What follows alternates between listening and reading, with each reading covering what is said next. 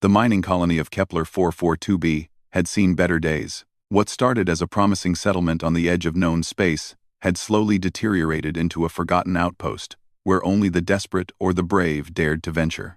Sarah Chen fell into neither category, but circumstances had a way of forcing people into situations they never expected. At 19, Sarah was the youngest xenobiologist ever assigned to a frontier colony. Her small frame and quiet demeanor often led people to underestimate her, but those who worked with her knew better. She had an almost supernatural ability to understand alien life forms, a gift that had earned her a scholarship to the prestigious Terran Xenological Institute. And eventually, this assignment to the Outer Rim. The distress call came in during her morning rounds at the research station. Sarah was cataloging soil samples when her communicator crackled to life with the panicked voice of Marcus Rodriguez, one of the mining supervisors. Medical emergency in Sector 7. We need a xenobiologist immediately. There's something big down here. And it's hurt bad.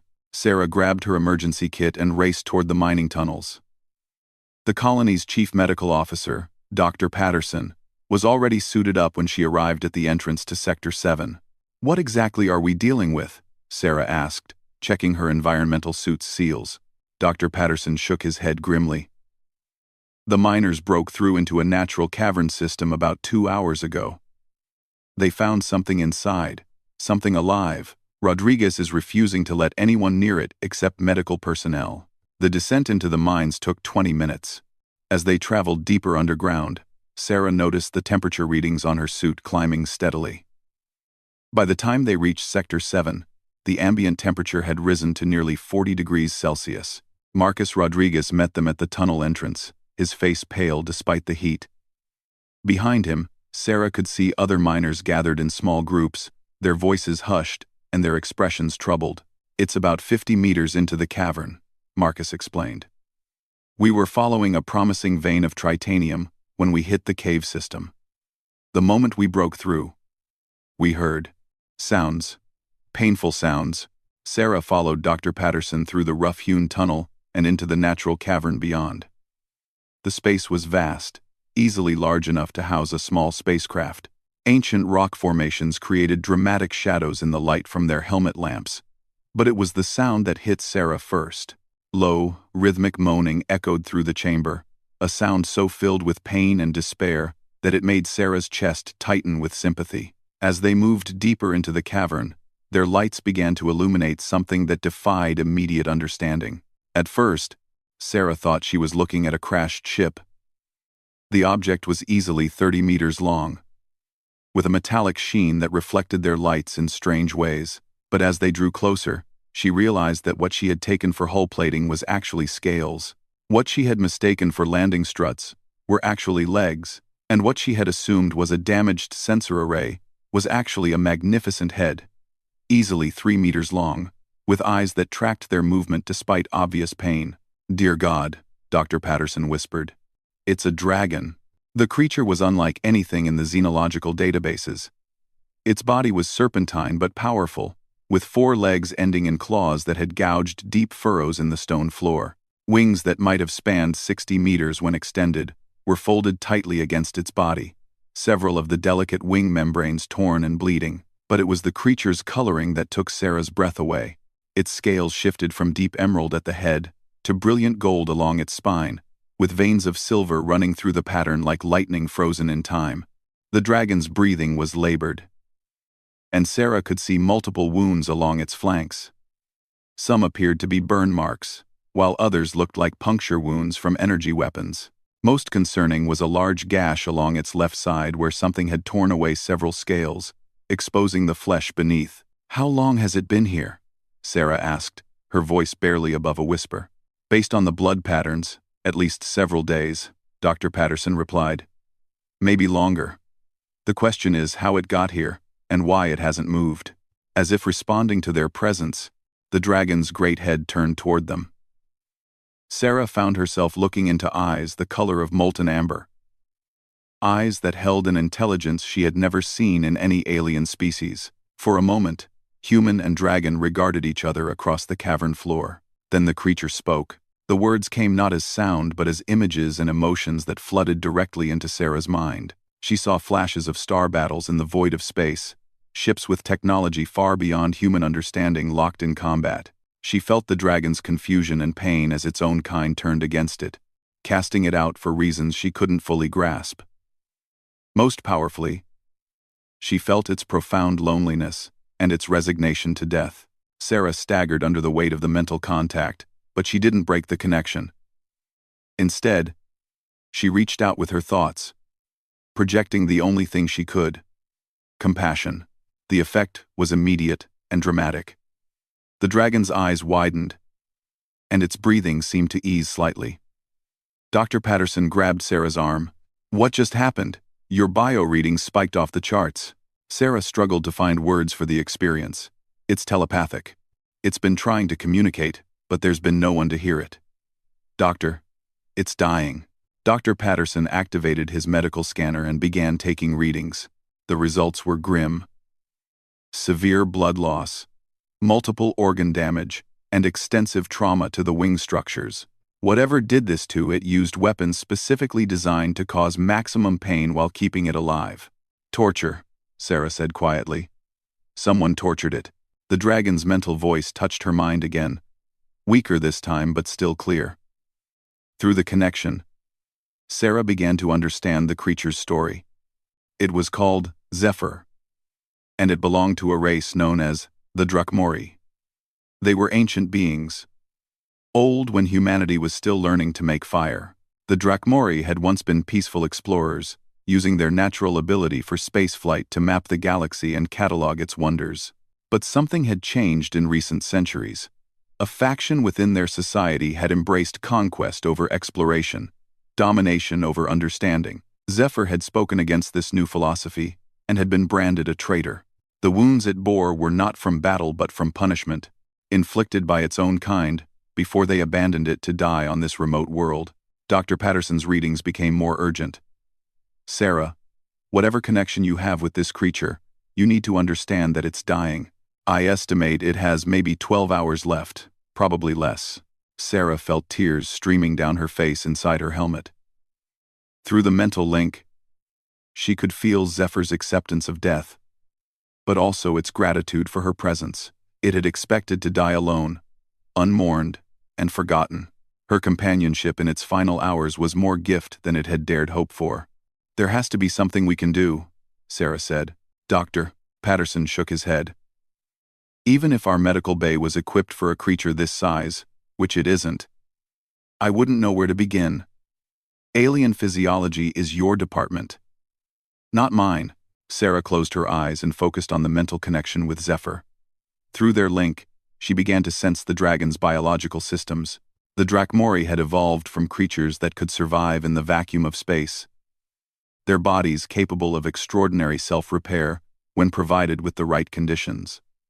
But Zephyr's injuries were too severe, and its body was too depleted to begin the healing process. "What does it need?" Sarah asked through the mental link. The response came as a flood of complex biochemical information that Sarah's training helped her interpret. Zephyr's species required specific mineral compounds to trigger their regenerative abilities, along with a form of energy that didn't exist naturally on this world. Sarah opened her eyes and looked at Dr. Patterson. "I think there might be a way, but it's going to require everything we have." Marcus Rodriguez had been listening to their conversation over the comm system. "Whatever you need from the mining operation, you've got it. That creature. There's something about it. Something important." Sarah was already forming a plan. The mining operation had access to rare earth elements that might serve as substitutes for what Zephyr needed. The colony's fusion reactor could potentially provide the energy requirements, but the real challenge would be delivery. Zephyr was too weak to process raw materials, and its digestive system was unlike anything human medicine had encountered. "I'll need a complete mineral analysis of everything in the mine," Sarah said. "And I'll need access to the reactor's output controls." Dr. Patterson looked skeptical.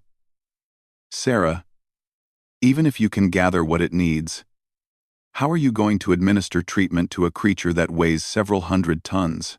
The answer came from Zephyr itself, transmitted through their deepening mental connection. The Drachmori could absorb necessary compounds directly through their scales when the materials were properly prepared and energized. It was a process that required trust between healer and patient, a bonding that went beyond the physical. Sarah felt a chill as she realized what Zephyr was asking of her. The healing process would require her to maintain mental contact throughout, sharing not just her knowledge but her life force itself. There was no guarantee that a human nervous system could handle such an intense psychic connection. She might not survive the attempt. "There's a way," Sarah told Dr. Patterson. "But it's dangerous." Through the mental link, she felt Zephyr's immediate protest. The dragon had not expected her kindness, and it would not accept her sacrifice. Its thoughts carried centuries of wisdom and a deep understanding of the universe's cruelty. Humans, it believed, were too precious to waste on a dying member of a fallen race, but Sarah had already made her decision. Looking into those ancient amber eyes, she felt a connection that transcended species, a recognition of something fundamental that linked all intelligent life. Zephyr was not just an alien creature in need of help. It was a being of profound intelligence and nobility, abandoned by its own kind for refusing to embrace the darkness that had consumed them. "I'm going to save you," Sarah projected through their mental link. "Not because you need saving, but because the universe needs beings like you in it."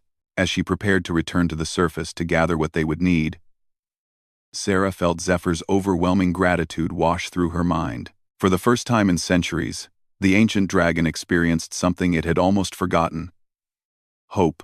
But neither of them realized that their psychic connection had been detected by sensors aboard a ship that had been hunting Zephyr across the galaxy. High in orbit above Kepler 442b, the Drachmori War Council received the alert with grim satisfaction. The traitor still lived, and now it had found allies among the primitive humans. Both problems could be solved with a single strike. The invasion fleet began its descent toward the planet's surface. The next 6 hours passed in a blur of frantic activity. Sarah worked with an urgency she had never experienced before, driven by the constant awareness of Zephyr's weakening condition through their mental link. Every few minutes, she felt the dragon's life force dimming a little more, like a candle burning down in a windless room. The mining crew had responded to her request with surprising enthusiasm. Marcus Rodriguez personally oversaw the extraction of rare earth elements from the deepest veins, while his team worked around the clock to process the minerals according to Sarah's increasingly specific requirements. The colony's small fusion reactor was pushed beyond its normal operating parameters, generating energy signatures that Dr. Patterson worried might be visible from space. "Are you sure about these calculations?" Dr. Patterson asked as he reviewed Sarah's biomedical projections. They were working in the main laboratory, surrounded by containers of processed minerals that glowed with an eerie blue luminescence. Sarah rubbed her eyes, exhaustion making her movements sluggish. She hadn't slept since finding Zephyr, and the constant mental connection was taking a toll on her human nervous system. But every time she considered resting, she felt the dragon's pain spike through their link, reminding her that time was running out. "The calculations are based on Zephyr's biological memories," Sarah explained. "The Drachmori have been using this healing process for millions of years. I'm just adapting it for human technology." What she didn't tell Dr. Patterson was how deeply the process would bond her to the dragon. Through their shared connection, Sarah had begun to experience fragments of Zephyr's vast memory. She had seen the birth of stars through eyes that could perceive electromagnetic spectrums beyond human comprehension. She had felt the joy of soaring through nebulae where new worlds were being born. Most troubling, she had witnessed the gradual corruption of Drachmori society as fear and aggression replaced their ancient traditions of wisdom and exploration. The transformation had begun slowly. Zephyr's memories revealed. As the Drachmori explored deeper into the galaxy, they encountered other species that viewed their immense power with suspicion and fear. Wars broke out, conflicts that the Drachmori could have ended with their superior technology, but chose instead to resolve through diplomacy and withdrawal. Their pacifist approach was seen as weakness by a growing faction within their own society. Zephyr had been among the last to advocate for the old ways, when the War Council decided to abandon exploration in favor of conquest. The decision to transform from protectors to predators had split their civilization. Those who opposed the new doctrine were branded as traitors and cast out, left to die on barren worlds as examples to others who might question the Council's authority. "Sarah, you need to rest," Dr. Patterson said, noting the tremor in her hands as she adjusted the energy modulation equipment. "You've been awake for 18 hours. Zephyr doesn't have time for me to rest," Sarah replied. Through their link, she could feel the dragon's systems beginning to shut down. Its mighty hearts were struggling to pump blood through damaged vessels, and its regenerative abilities remained dormant despite its body's desperate need for healing. It was then that the colony's warning sirens began to wail. Colony Administrator Harrison's voice crackled over the communication system. "All personnel to emergency stations. We have multiple unidentified ships entering our atmosphere. This is not a drill." Sarah felt Zephyr's mental scream of anguish echo through her mind. Through their connection, the dragon had sensed the approaching Drakmori vessels before the colony's sensors detected them. Its own kind had come to finish what they had started. "We have to get to Zephyr now," Sarah said, gathering up the prepared healing compounds. "They've found us." Dr. Patterson grabbed the portable fusion unit they had rigged to power the healing process. "Who's found us?" "Sarah. What aren't you telling me?" Before Sarah could answer, the ground beneath their feet shook with the impact of energy weapons striking the planet's surface. Through the laboratory windows, they could see 5 massive ships descending through the clouds. Each vessel was at least a kilometer long, their hulls gleaming with the same metallic scales that covered Zephyr's body. But where Zephyr's coloring spoke of nobility and wisdom, these ships bore the dark crimson markings of the Drakmori War Council. "The Drakmori who cast out Zephyr," Sarah explained as they raced toward the mining tunnels. "They've come to finish the execution." 1. The colony's defensive systems, designed to ward off pirates and claim jumpers, were laughably inadequate against Drakmori technology. Energy beams that could crack a planet's crust swept across the settlement, systematically destroying the power grid and communication arrays. But Sarah noticed that the attackers were being careful not to damage the mining complex itself. They wanted Zephyr alive long enough to make its death a proper spectacle. Marcus Rodriguez met them at the tunnel entrance, his face grim with determination. "My crew is ready to defend the mine," he said. "We've armed ourselves with mining lasers and excavation charges. Mining equipment won't stop them," Sarah said. "We need to focus on completing the healing process. If Zephyr recovers, it might be able to protect the colony." They descended into the mines as the sounds of battle echoed from above. The Drakmori ground forces had landed and were methodically working their way through the colony's defenses. Sarah could hear the distinctive whine of energy weapons and the shouted commands of the small security force as they fought a hopeless delaying action. In the cavern, Zephyr's condition had deteriorated noticeably. The great dragon lay motionless, except for the labored rise and fall of its chest. Its scales had lost much of their luminescent quality, fading to a dull gray that spoke of approaching death. But when Sarah entered the chamber, Zephyr's eyes opened and tracked to her location. Through their mental connection, Sarah felt the dragon's complex emotions: gratitude for her continued presence, sorrow for bringing danger to her people, and beneath it all, a growing spark of something that might have been hope. "I'm here," Sarah projected through their link. "We're going to try the healing process now." Zephyr's response carried the weight of ancient wisdom and bitter experience. "My people come with fire and death. You should flee while you still can." "We don't abandon our friends," Sarah replied, beginning to prepare the energy-infused mineral compounds. "That's what makes us human." There are. Dr. Patterson set up the portable fusion unit, while Marcus and his miners took defensive positions at the cavern entrances. The healing process required precise timing and uninterrupted concentration. If the Drakmori forces reached them before the procedure was complete, both Sarah and Zephyr would die. The mineral compounds had been processed into a crystalline matrix that resonated with specific energy frequencies. According to Zephyr's biological memories, the crystals needed to be placed at key points along the dragon's body where specialized scales could absorb and distribute the healing energy throughout its system. The process required Sarah to maintain physical contact with Zephyr while mentally guiding the energy flow. As Sarah placed her hands on the dragon's massive head, the mental connection between them deepened beyond anything she had experienced before. Suddenly, she wasn't just sharing thoughts with Zephyr, she was experiencing the dragon's entire sensory universe. The cavern exploded into new dimensions of perception as she felt electromagnetic fields, tasted the mineral composition of the air, and heard sound frequencies that extended far beyond human range. The healing energy began to flow through the crystalline matrix, and Sarah felt it like liquid fire coursing through both her nervous system and Zephyr's. The dragon's scales began to brighten, shifting from gray back toward their original green and gold coloration. Damaged tissue started to regenerate at the cellular level, guided by genetic patterns that had evolved over millions of years. But the process was far more demanding than Sarah had anticipated. The energy flow required her to serve as a living conduit, channeling forces that her human physiology was never designed to handle. She felt her heart racing, her blood pressure spiking, as electrical discharges raced along her nerve pathways. Through their shared awareness, Zephyr sensed her distress and tried to reduce the energy flow. But Sarah pushed back through their mental link. "Don't stop," she projected. "You need to be strong enough to protect everyone."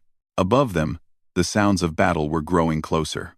The Drakmori ground forces had broken through the colony's outer defenses and were advancing toward the mines. Marcus Rodriguez reported that his miners had managed to collapse several tunnel entrances, but the enemy was using advanced cutting tools to clear the obstacles. "They'll be here in 10 minutes, Marcus called out. Maybe less. The healing process was working, but slowly. Zephyr's wounds were beginning to close, and the dragon's strength was gradually returning.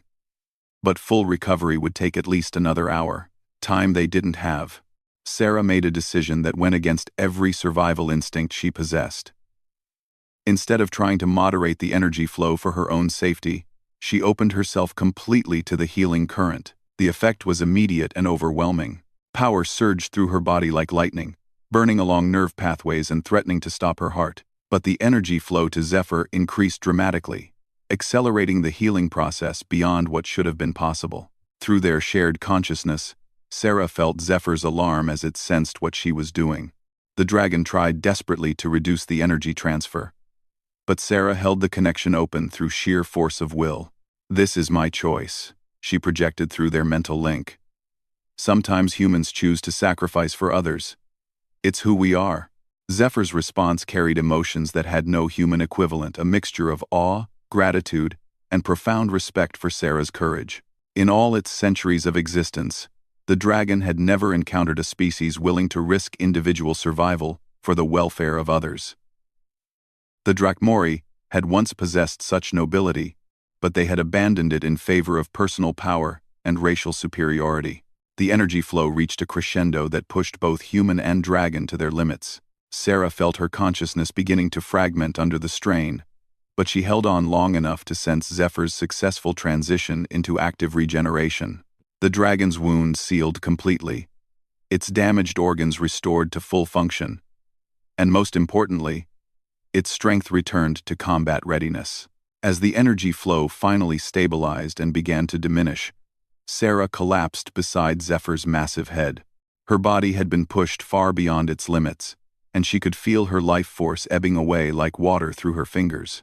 But through their fading mental connection, she felt something that made her sacrifice worthwhile. Zephyr was not just healed, the dragon was angry. For the first time in centuries, one of the ancient Drakmori felt righteous fury at the actions of their own kind. The War Council had committed an unforgivable sin by threatening the innocent humans who had shown Zephyr nothing but kindness and courage.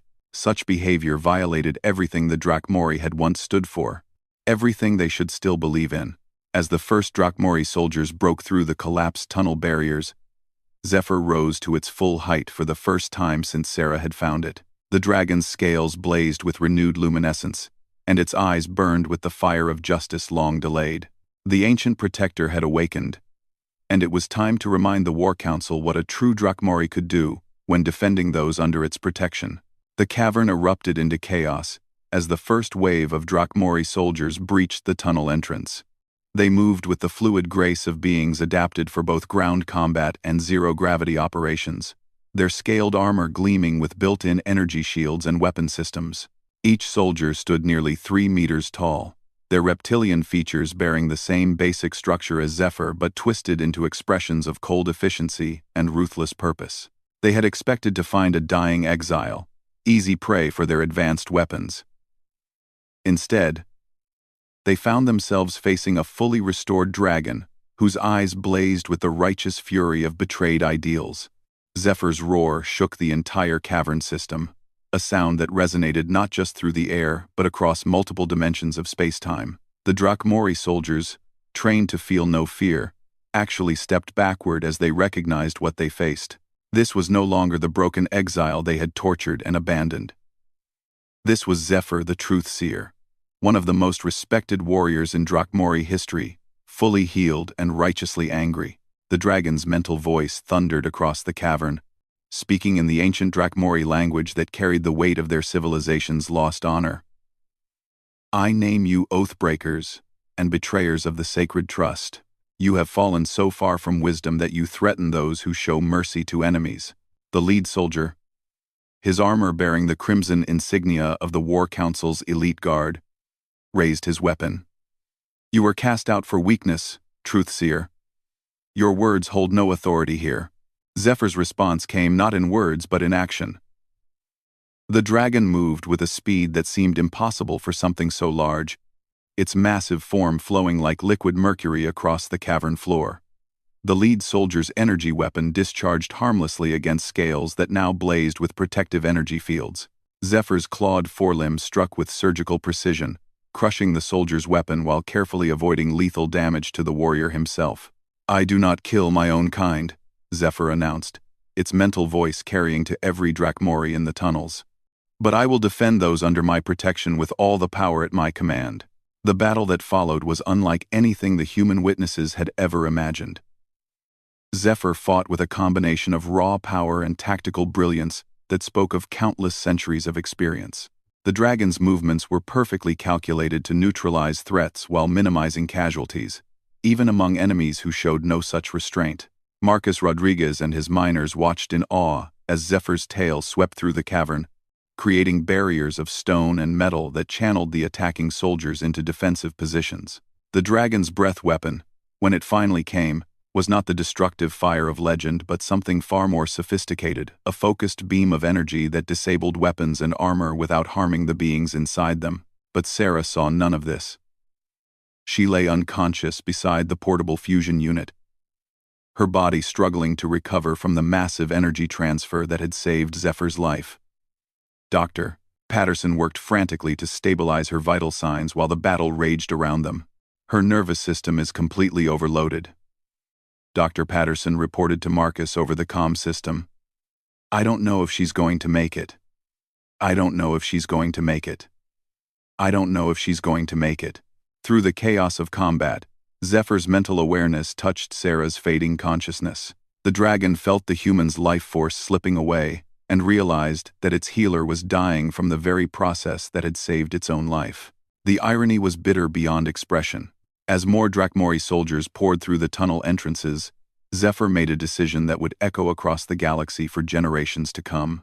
The dragon opened its mind completely, broadcasting its thoughts and memories not just to the attacking soldiers but to every Drakmori vessel in the system. What they experienced was a complete record of human compassion and courage, transmitted with the full authority of one of their oldest and most respected members. The effect was immediate and profound. Through Zephyr's memories, every Drakmori warrior felt Sarah's determination to heal a dying stranger, despite the personal cost.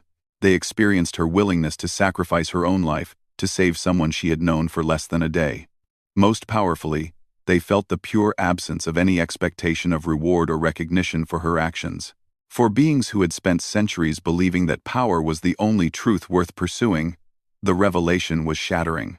Here was a species that barely possessed spaceflight technology, yet they displayed the very virtues that the Drakmori had abandoned in their quest for dominance.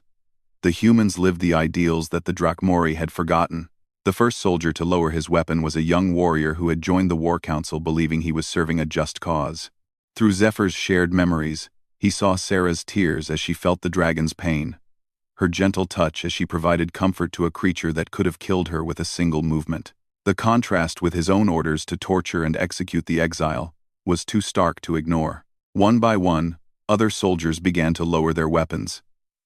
The cavern fell silent, except for the labored sound of Sarah's breathing and the concerned voices of the humans trying to save her life. Zephyr's mental voice carried across the silence with the authority of ancient wisdom. Look upon these humans and remember what we once were. They possess what we have lost: the courage to show mercy to enemies, the strength to sacrifice for strangers, the wisdom to choose compassion over conquest. In the command ship orbiting high above the planet, War Commander Thaxis received the mental broadcast with growing fury. The exile's words were spreading through his fleet like a virus, causing doubt among warriors who had never questioned their orders. Several ship commanders were already requesting clarification of mission objectives, questioning whether the humans truly posed a threat worthy of destruction. Thaxis made a decision that revealed just how far the Drakmori War Council had fallen from their species' original values. If his warriors could be swayed by sentiment and weakness, then he would demonstrate the true power of absolute resolve. He ordered an orbital bombardment of the entire mining complex, knowing that it would kill not only the troublesome humans, but dozens of his own soldiers as well. Zephyr sensed the approaching orbital strike moments before the human sensors detected the energy buildup. The dragon's enhanced perception allowed it to analyze the weapon signature and calculate the devastation it would cause. The mining colony and everyone in it would be vaporized in minutes. But as Zephyr prepared to shield the cavern with its own body, something unexpected happened. Sarah's unconscious form began to glow with the same energy patterns that had characterized the healing process. The bond between human and dragon had become deeper than either had realized, creating a permanent link that continued to function even as Sarah's body shut down. Through their connection, Sarah's human determination and Zephyr's ancient wisdom merged into something greater than either possessed alone. The dragon felt human ingenuity flowing through its consciousness, suggesting solutions that millions of years of Drakmori tradition had never considered. At the same time, Sarah's mind gained access to knowledge and power that transcended the normal limits of her species. Working together across the boundaries of consciousness and biology, they achieved what neither could have accomplished alone. Zephyr's natural ability to manipulate electromagnetic fields combined with Sarah's innovative thinking to create a protective barrier around the entire colony. The orbital bombardment struck the shield and was absorbed, its energy redirected harmlessly into space. The demonstration of power was unprecedented in Drakmori history. Never before had one of their kind been able to deflect an orbital-class weapon. More importantly, never before had a Drakmori worked in true partnership with an alien species to achieve such a feat. In the command ship, War Commander Thaxis watched his most powerful weapon fail against what appeared to be a dying exile and a handful of primitive humans. For the first time in his career, he felt something he had thought himself incapable of experiencing: doubt. That doubt turned to amazement as reports flooded in from across his fleet. Ship after ship was requesting permission to stand down, their crews unwilling to continue an attack against beings who had shown such remarkable courage and compassion. The shared memories broadcast by Zephyr had accomplished what centuries of philosophy and debate had failed to achieve. They had reminded the Drakmori of their better nature. In the cavern below, Sarah's eyes fluttered open for the first time in hours. The energy feedback from the protective barrier had somehow stabilized her nervous system, allowing her human physiology to adapt to the psychic bond with Zephyr. She was changed, certainly, but she was alive. "Did it work?" she whispered, her voice barely audible but carrying clearly through the mental link she now shared with the dragon. Zephyr's response came with gentle humor. "Better than either of us dared hope, small healer. You have taught my people something they had forgotten, that true strength comes not from dominating others, but from protecting them." Above ground, the Drakmori fleet was withdrawing from orbit, but not in defeat. War Commander Thaxis had been relieved of command by his own officers, who declared his actions incompatible with the true values of their civilization. In his place, they appointed Fleet Commander Nystra, one of the few remaining members of the Old Guard, who remembered what the Drakmori had been before their fall into militaristic conquest. Nystra's first official act was to issue a formal apology to the human colony and a request for diplomatic contact. The second was to officially restore Zephyr's status and honors, acknowledging that the exile had been right to oppose the War Council's corruption of their species' fundamental principles. But the most significant change was just beginning. As news of the events on Kepler 442b spread throughout Drakmori space, it sparked a revolution of consciousness that would reshape their entire civilization. The sight of humans risking their lives to heal a dying enemy had reminded the Drakmori of their own lost nobility. Civil war erupted as the Old Guard rose up against the War Council, fighting not for conquest but for redemption. Sarah, meanwhile, found herself appointed as the first human ambassador to the Drakmori Restoration government. Her unique psychic bond with Zephyr made her an ideal intermediary between the species, able to facilitate understanding in ways that traditional diplomacy could never achieve. Years later, as Sarah stood on the observation deck of the first joint human Drakmori exploration vessel, she reflected on the chain of events that had brought them to this point. A young human woman's decision to show compassion to a dying alien had sparked a renaissance that transformed one of the galaxy's most powerful civilizations. Zephyr, now serving as the vessel's navigator and senior advisor, shared her thoughts through their permanent mental link. "You saved more than just my life in that cavern, Sarah Chen. You saved my people's souls."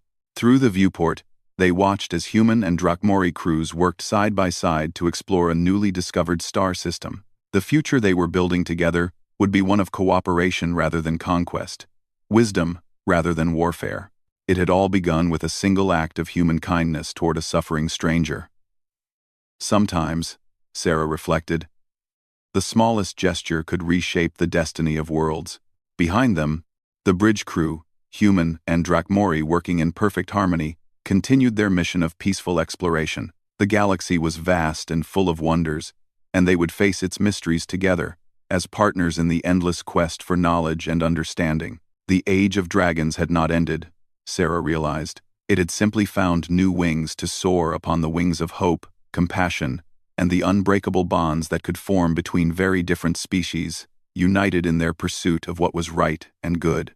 In the depths of space, their ship moved forward into the unknown, carrying the dreams of two civilizations toward a future bright with possibility.